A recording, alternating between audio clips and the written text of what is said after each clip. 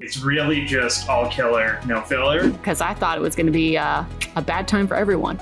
You gonna take that with your last 60 seconds? I don't even need 60 seconds. Welcome one, welcome all to ScreenRant's Challenge My Goat. My name is Liam Crowley, and I am your shepherd through this journey of superlatives as we crown some of the greatest topics in film and television history. Today, we are crowning the greatest anime of all time. Our expert today is senior editor and founder of ScreenRant's anime division, Mr. Evan D. Mullicane. Evan, what makes you qualified to crown the greatest anime of all time, and who is your GOAT? Yeah, so I've been working for the anime division for ScreenRant for about 3 years. I've been watching anime for 26 years, since I was 5, watching anime on Toonami, DBZ and Gundam Wing and everything. I've been with the fandom for a long time. I've interviewed some of the biggest names in anime, some of the biggest voice actors and producers and directors and everything. And in addition to all of that, I'm also a professional goofball, which is why I think the greatest anime of all time is Mob Psycho 100. Mob Psycho 100 is this just beautiful anime about what it means to be special and about finding your place when dealing with, a lot of complex emotions like anxiety and stuff like that. So that is why it is my personal greatest anime of all time. I'm excited to hear that opening statement. I'm excited to hear you hash it out because full transparency, I am the student when it comes to today's show. Anime is a weak spot for me. It's not something I've ever dove into, and I've always just been intimidated. One of my best friends from home is always sending me anime suggestions, and the sheer volume of seasons and episodes scares me a little bit. So I'm excited to now hear some arguments as to why I've been missing out for so many years. Evan is going to be challenged today by another expert. It's our deputy editor of ScreenRant's comics, anime, and manga division, Megan Peters. Megan, I feel like I just said why you're qualified, but still, tell me, what makes you qualified to debate the greatest anime of all time? Yeah, just like Evan said, I too have been watching anime, I feel like, since the womb, starting very early with some anime probably that I shouldn't have been watching when I was that young. But in terms of my expertise, I've been in the anime and manga industry for about 11 years now. I've introduced thousands, if not at this point, like hundreds of thousands of people to anime during my career as an anime journalist. Here at ScreenRant, being the deputy editor, I oversee pretty much all of the coverage that we run on anime and manga with Evan's help. And in terms of expertise, at some point I got good enough that like the BBC and NPR started interviewing me about anime, so that was pretty sick. Those are some pretty good channels to name drop there. Look, when NPR asks you to talk about Hello Kitty live, you say yes.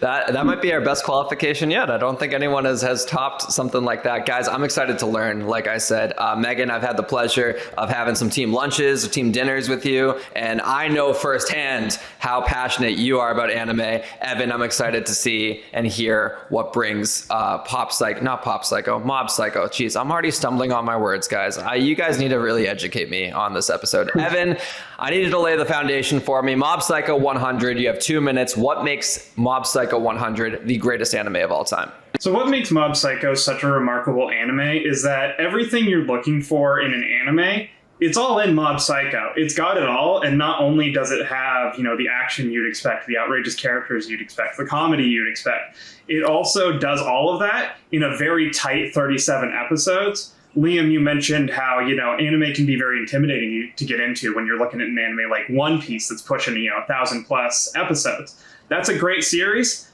1,000 episodes is a lot of episodes. Mob Psycho is asking for a considerably less amount of time, and I feel like it's also just the culmination of so many years of anime storytelling, specifically in the shonen genre. That's the action genre that Dragon Ball Z, Demon Slayer, Naruto, One Piece, that's what that's all in, the shonen genre.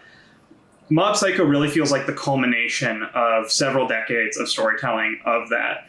Shonen as a genre is very much so about power. It's very much about characters growing and growing more powerful and growing stronger. Mob Psycho is an inversion of that, Mob Psycho starts off with asking the question, like, well, what happens when the character is already as powerful as they could possibly be? And what does that mean for them emotionally? What does that mean for the rest of the world? How does the rest of the world interact with them? So not only is Mob Psycho doing something fresh, it's also, again, playing around with those very familiar tropes. So that is why I chose it as the greatest anime, just because it feels like such a culmination of, like half a century's worth of storytelling. And, there's a lot of other great anime out there, but I don't think anything does it quite as new, as fresh, and as interesting as Mob Psycho 100 did it. Wow, with 20 seconds to spare, but not a second wasted on that opening statement. It sounds like this is a deeply personal anime to you, so it kind of breaks my heart to pose this next question. But Megan, you have 2 minutes. Tell me why you disagree. Right. So while I will absolutely agree that Mob Psycho 100 is a great anime, it is not the greatest anime. That is unfortunately due to 3 main points in my perspective. One, and I think the most limiting, is if we're going to call something the greatest of all time, it really needs to have a universal appeal to it. And some of the niche kind of side character jokes, very tropey jokes that we get of anime, if maybe some kind of unsavory characters that are very maybe off-putting, regarding, some kind of adult situations with like some characters in season 2 being inappropriate. It feels like it is too niche for a very universal audience to get behind. So while I think that, millennials and older Gen Z audiences can really embrace Mob Psycho 100, if I were trying to show it to like my mom or an older fan or even a much younger fan, I feel like they could be very off-put by some of the nicheness of that humor that we see in Mob Psycho 100. So while there is a lot of really great heart-to-heart conversations in the series, it's not all of that, which is problematic in my opinion. The other thing that I have an issue with is while the characters of Mob Psycho 100 are so great, once their character arc is done, they become so boring. They just kind of become a very flat character. And given the very small, tight cast that we see in Mob Psycho 100, you really want to see more of that character arc fulfillment carried throughout the 3 seasons that we have. So that is always something that I felt was a little bit, unfortunate to see, especially in characters like Dimple, because there was such a gap with them. So while I do love, characters like Mob that have a good arc, it's not everyone. I want everyone to get that chance. So those are my 2 main reasons. With 4 seconds to spare. Okay, well, Megan, I don't want to waste any more time. What is your challenger pick? Right. So, if we're looking at the greatest anime of all time, I feel like the only answer I can give is Fullmetal Alchemist Brotherhood. I'm throwing back to give that answer. If you look at some of the top rated anime, just generally in IMDb, Rotten Tomatoes, fan profiles, there's a reason why Fullmetal Alchemist Brotherhood is always consistently rated as one of the top series. And it does even come from the same studio that did Mob Psycho 100, Bones Inc. They did Brotherhood. They also did Mob Psycho 100. So clearly, Mob Psycho 100 learned a few things from Fullmetal Alchemist Brotherhood. So it seems like part of your argument is Fullmetal Alchemist Brotherhood laid the foundation for like a Mob Psycho 100 to exist. Is that fair to say? I think absolutely, in both the character telling and some world building. Yes, it's very fair to say. Okay, so Evan, that's where I spin it back to you. Why did Mob Psycho 100 do the foundation better than Fullmetal Alchemist Brotherhood? I love both versions of Fullmetal Alchemist. Fullmetal Alchemist 2003 was my favorite anime for a while. Brotherhood is also exceptional. I think the problem with both anime, though, is that while they're both good, they both feel like 2 halves of a great whole. Specifically, Brotherhood. Brotherhood is really good, and is such a good adaptation of the Fullmetal Alchemist manga. But the first half really drags in a way that I don't find particularly compelling. And I feel like with Mob Psycho, it's really just all killer, no filler. There's not really a dull moment. And even when you do get some more like low down, low key episodes, they're kind of welcome after the intense action that you see throughout the series, in a way that I feel like, there's just these natural resting points in the series. that aren't really lulls, and because it is only, like I said, I think it's only 37 episodes, there's just not really as much time for extraneous plot points or extraneous characters, and everything really contributes back to the central themes that the series is working for. So I feel like it's much more thematically coherent than Fullmetal Alchemist Brotherhood, and that's why I think Mob Psycho is a better anime overall, even though, again, Fullmetal Alchemist Brotherhood, it absolutely deserves its accolades, but it's not Mob. Okay, we got one of our first money quotes, all killer, no filler. Megan, I want to hear about the pacing of Fullmetal Alchemist. Is it true that there are some lulls at the beginning? And if so, why is that a necessary portion of the whole story? Right. So, to say, no filler, all killer, that is pretty much the exact same situation for Fullmetal Alchemist Brotherhood. There are only 2 filler episodes for this anime, but they were reviewed and approved by the creator Hiromu Arakawa of Fullmetal Alchemist. So those were necessary plot points that were introduced by the creator to this anime to help bridge some gaps that she was not able to fill in the manga. So in terms of pacing in the beginning, I can understand Evan's point, especially in comparison, which is often the thief of joy for anime, especially looking between the original Fullmetal and the Brotherhood adaptation.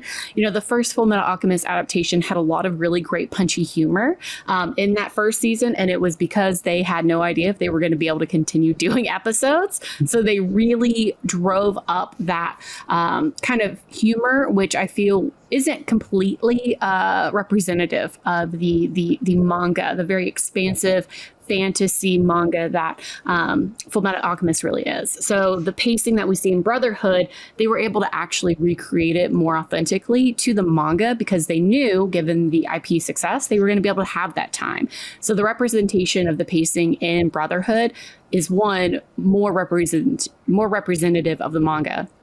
But 2, we're dealing with way more characters in the Brotherhood episodes at the beginning than we're dealing with in the original anime, which that comparison is really difficult to see. If you're somebody that has never watched the original Fullmetal Alchemist anime and you only start with Brotherhood, the pacing really isn't going to be an issue for you.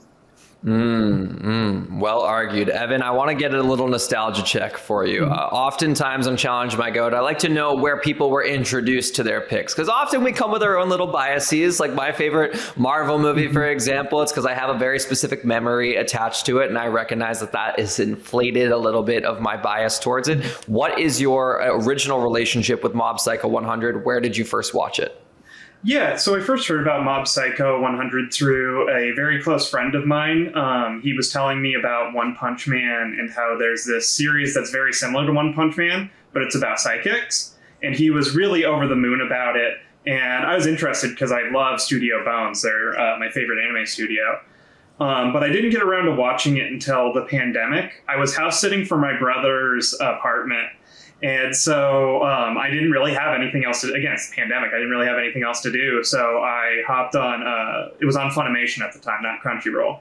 And I watched the first season and I was just immediately hooked. Like it got its meat hooks in me and just did not let go. And I had to immediately, season 2, right? Is season 2 available? And it was. And I loved season 2 even more than season 1. And I actually loved Mob so much that I introduced my wife to it, and my wife is not a big anime person, but even she really loved it. So yeah, that was it was a very personal experience. Again, just being in the pandemic and being kind of having this sense of loneliness, and then watching this series that is so much about kindness and compassion and forming relationships really meant a lot to me. And there's nothing better than showing someone a piece of art that means a lot to you, and it has a similar impact on them as well. I've had so many great shared experiences with music, with movies, with television shows, with my best friends in history. So it's cool to hear that experience. Megan, a nostalgia check for you as well. Where were you first introduced to Fullmetal Alchemist Brotherhood? And did you have any sort of bias towards why it's your greatest? Yeah, Ultimately, my bias was a reverse bias. I really loved the original Fullmetal Alchemist anime. I watched it completely through in the early thousands, and then that was kind of it. And I was kind of off put by how that anime ended, and felt a little burned by it. So then when I discovered, they were creating Fullmetal Alchemist Brotherhood, I thought it was ridiculous. I thought it was a really stupid decision to, kind of be reinvesting a full new remake of the manga. Given how the original series ended. But I kind of bucked up, and in high school I finally started to watch the series, which was incredibly difficult to do because the streaming options were not very prolific for the series at that time, trying to get my hands on this show. And I very quickly realized that Fullmetal Alchemist Brotherhood was the anime that Bones was always trying to make with the original anime and just wasn't able to fulfill that mission. One, because of kind of production and investment issues, but also because the manga at that point wasn't done yet. They didn't have a clear direction of where they were going, which is, kind of, I liken the original Fullmetal Alchemist anime to Game of Thrones in that regard. So, Brotherhood is the show that we should have been given the whole time. So I was proven wrong by Brotherhood ultimately, because I thought it was going to be a bad time for everyone. I'm going to show my ignorance really bad here, and I'm going to ask you both a question that I think I know the answer to, but it's a pretty stupid question. The prevalent theme with all animes is there's a lesson in it, right? Mm-hmm. Is that fair to say? Oh yeah. Okay, because one of my best friends who's always tried to get me to watch, I think it's Hunter x Hunter. Hunter is Hunter. One of them. A main culture, I see. Yeah. What's the one with the theme song that goes 3, 2, 1, let's jam? Cowboy Bebop. Cowboy Bebop. Okay, yeah. I know a little bit. Hey, look, you got it. He always says that there's one really good lesson, and he'll try to put me onto certain ones where it's I think that this lesson would be valuable to you. So in my limited free time, because it's a very busy Oscar season right now, I only have time for film and television outside of assignments, and it's very fleeting. So what makes the lesson in each of your animes one that is valuable for someone like me to invest my free time into? Evan, we'll start with you. Yeah, absolutely. This is one of the things that I really love about Mob Psycho, and that really resonates with me about it, is that its message feels so unique and something that I haven't seen before, not just for anime, but for, superhero stories too, spy stories, anything action heavy, is that Mob Psycho 100 is very much so a kind of, is very much so about power and kind of our weird perception of power and talent. I think specifically there's this idea that you see, and again, in anime, but also in superhero stories, that is very much so the idea that the strong have a duty to protect the weak. But in Mob Psycho, that's kind of a wrong-headed idea, because the series is about kind of that's an arbitrary separation, between strong and weak, and that it's much more about we all have a duty to protect each other, regardless of our talent or ability. So it's this very communal, show. It's this show about building a community and finding strength in that, and kind of, making sure that I might not be good at this thing, but my best friend is good at that thing, so they're going to cover me, but, I'm going to cover them in X, Y, or Z way. So that's one thing that really, that I really gravitate towards with Mob Psycho 100. I think it's very telling that the first opening has this really iconic line. If everyone is not special, maybe you can be what you want to be. And I feel like that's such an interesting inversion of what we see in these kinds of shows. So those are the messages that I really take away from Mob Psycho. Yeah, a little Spider-Verse there. Anyone can wear the mask. That's kind of what it sounds like. And flipping the whole idea of great power, great responsibility. It's no, just with existence, not even with great existence, just being alive. There's a lot of responsibility there. Megan, can you tell me a little bit about the Fullmetal Alchemist Brotherhood message and what makes it a valuable one for anyone who's getting into anime to take in? I mean, when it comes to kind of Japanese, animation, really what I like in Fullmetal Alchemist 2 in terms of, lessons and importance is similar to how Avatar: The Last Airbender really introduced really complex ideas of war and cultural, discrepancies to children on Nickelodeon. Fullmetal Alchemist does the exact same thing. We have allusions to cultural genocide, cultural strife, Nazi Germany, Dante's Divine Comedy. There are a lot of really intelligent, larger themes that are packaged into Fullmetal Alchemist Brotherhood that are really controversial and decisive, even in today, in 2025, when this anime came out some years ago. But the thing and the theme that I think is most important in discussing all of these really, divisive pieces of, cultural relevancy is the theme is really forgiveness of others and forgiveness of yourself. We follow the story of two brothers that are dealt such a raw hand in life, losing their mother, not knowing their father, trying to use the system of alchemy to bring back the life that they once knew, and losing, either their body or their souls for it. And this journey that they then go on to not only find forgiveness for themselves of what they did as children and kind of seeing how the world put them in this place, that they had to make this sacrifice, but also standing up for other people, other disenfranchised people that we meet throughout the series, whether they're from Ishval or otherwise, that have just been dealt a raw hand and are looking not only for representation, but for forgiveness, of saying, like, I forgive the world for putting me in this really difficult place, but it doesn't mean that I have to be passive and accept it. And I'm going to work to overcome it. So I feel like that representation, how we see forgiveness shown in so many different ways, is an incredibly powerful tool that I feel is so overlooked in the modern day. A lot of the things that we look forward to are, well, how cool can I be when I'm trying to punch the sun out of existence, a la One Punch Man or something like that. Mm-hmm. But the best moments, while there is incredible animation in Fullmetal Alchemist Brotherhood, even all these years later, the best moments to me are when it's a one-on-one conversation between the brothers and they're just having a discussion of how far they've come and whether or not they're going to be able to ultimately find this forgiveness that they didn't even know that they've been searching for. Yeah, I love a one-on-one conversation. Those are always my favorite of these larger than life properties. Again, there's been a lot of superhero comparisons throughout this podcast. And so I try to relate to what I know. And those are my favorite elements of any of the Marvel Cinematic Universe movies. Cap Civil War, the best moments in that are the one-on-one conversations between Tony and Steve, not Cap and Iron Man. I think that's really special. Guys, that is the debate section. We're going to bow tie this with some closing statements. Evan, anything you didn't get to say or anything you want to really emphasize to round this out as to why Mob Psycho is the greatest anime of all time? You have 60 seconds. Yeah, absolutely. So one thing that we didn't get a chance to touch on with this that I really do feel like Mob just does so much better than almost any other anime is it is using the medium of animation to tell a story that would be very difficult to tell in other mediums. And I know that because Mob Psycho is based on a manga, and the manga is good, but the anime, the animation, the soundtrack, the creative things they do with those things to tell stories is something that you could only really get in anime.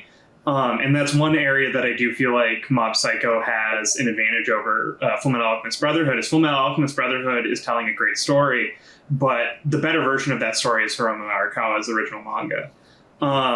Whereas I feel like Mob Psycho, that is the best version of that story, and that's not to denigrate, the original manga at all, but it's just, again, everything that the anime can be doing to tell its story, it's doing in terms of the animation, in terms of the music. So that's why I think Mob is the best. All 60 seconds used. I like it. And a little bit of firepower towards Fullmetal Alchemist at the end. Megan, are you going to take that? You're going to take that with your last 60 seconds? What makes Fullmetal Alchemist Brotherhood the greatest anime of all time?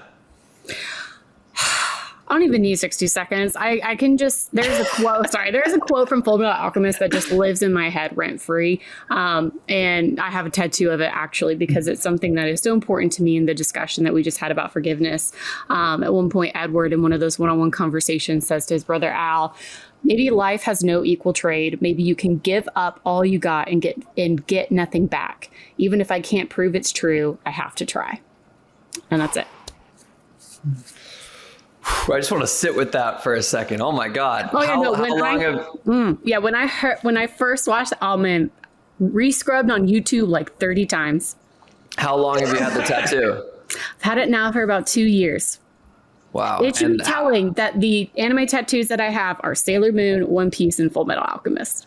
Wow. So. And I know those other two. That's when you know that they've broken through crazy pop culture relevance, when they explode into my little random niche worlds of professional wrestling and Marvel movies and stuff like that. Well, that's a very wonderful note to end on. Like I said, I'm not crowning any goats here today. We're leaving this up to the audience. Evan, your article is, at the time of this being published, live on the website right now, so we can read your full argument as to why Mob Psycho 100 is the greatest anime of all time. And I look forward to reading the comments on that section and educating myself and finding out which anime I'm going to populate my free time with going forward, because there's so much that I want to dive into. There's a couple right now. I know Netflix has some great titles. Arcane, I've listened to the music from Arcane like 100 times, and I have no idea what the series is about. So who knows? There'll be something for me to dive into. Speaking of the comments, I always wrap these Challenge My Goat podcasts with reading some of the best comments from the previous week's episode, arguing for their picks for the greatest subject of all time. Last week, we had Best Action Movie, and we had two really strong arguments in the comment section of those articles. And first up, it comes from Smartest Movie Man, who is in the comments on every single one of these articles. And oftentimes, they're ridiculous arguments, but this one kind of got me. Smartest Movie Man writes, I get that people love to hype up First Blood, but at the end of the day, it's just Stallone sulking in the woods with a knife. Strip away the monologues and Poncho tears, and it's basically camping with extra yelling. Meanwhile, Cars 2 delivered actual high-stakes action, international espionage, neon-soaked Tokyo chases, assassins disguised as race cars, and a finale where Mater drags a live bomb through Buckingham Palace. That's not only action, that's scale, spectacle, and creativity that pushes the genre to its limits. If we're being honest, Cars 2 gave us more energy, tension, and memorable set pieces than Rambo ever managed in a forest. When I first read that comment, I thought it was ridiculous, and then I read it out loud, and I was like, I think that there is an actual argument there for Cars 2 being among the greatest action movies, and I never thought I'd say that sentence out loud. We have one more comment from IC Farrow, who also left a comment last week that was very well argued, and now we're back-to-back weeks. Okay, let's stop pretending the greatest action movie of all time is Die Hard. Here's why it changed the game. Before McClane, action heroes were unstoppable muscle gods. Then along came this regular barefoot New York cop stuck in a skyscraper with nothing but grit, sarcasm, and a bad case of glass in his feet. Suddenly the tension felt real. He could get hurt, he could lose, and that made the victories matter. Add Alan Rickman's Hans Gruber, arguably the best villain in action history, Christmas Eve tension, and perfectly escalating set pieces, and you've got the blueprint every modern action movie is still stealing from. Die Hard on a plane, Die Hard on a plane, Die Hard on a bus, Die Hard underwater, you name it, the formula exists because of this movie. So yeah, First Blood is raw, Fury Road is wild, but Die Hard is the one that built the modern action genre. Yippee-ki-yay. Two very well argued comments, and I'm excited, like I said, to read the best anime comments next week. It's very cool to have you two both debate the greatest anime of all time. I feel educated. I feel like I've been missing out. I feel like there are a million different cool life lessons that I just have not imbued into my psyche because I've been neglecting this form of entertainment for so long. So thank you guys for bringing some well-researched and well-thought-out arguments to the debate stage. Before we get out of here, I want to give you both the chance to plug what you got going on at ScreenRant as well as your social channels. So Evan, where can the people find you, and what are you working on right now? Yeah, you can find me on X and on Blue Sky and on LinkedIn. You can find me a lot of different places. It's not hard. Just Google my name. In terms of what I'm working on right now, again, pretty simple. You can find my work on ScreenRant's anime page. I'm very excited to be publishing the article that this kind of podcast is based on, my GOAT article for Mob Psycho. But yeah, that's pretty much all I'd want to plug right now. Awesome. And Megan, I can only imagine the amount of work you're doing right now as one of our deputy editors. What you got going on at ScreenRant, and where can the people find you? Yeah, I've got plenty going on at ScreenRant. If you read anything on the site covering anime, manga, webtoons, comics, that's got my fingerprints on it. So please continue to read and support and engage with that content there, so I can, encourage my team to be able to give you even better content moving forward. As for me personally, you can find me on X and LinkedIn. I'm pretty prevalent over there, and for things that I have coming up, I'll be moderating at a couple of cons on the West Coast and in Texas Roxas shortly for anime. And I'm also the host of a Pokemon podcast if you want to check that out on my socials as well. And I can tell you all about my conspiracy theories about Eevee. Booked and busy. I love to hear it. Excited to hear you're moderating a couple panels. That's really cool. I hope we get to get some video footage from it on ScreenRant. That'd be awesome to see. As for me, you can find me on all social channels at Liam T. Crowley. We are neck deep in Junket Land as Oscar season revs up. So I've had the pleasure of doing some really cool interviews recently with the cast of A House of Dynamite, Ronan Day Lewis for Anemone, a film that's his feature film debut, and he directed his father, Daniel Day Lewis. We had a great chat. It's going to be live on the site pretty soon.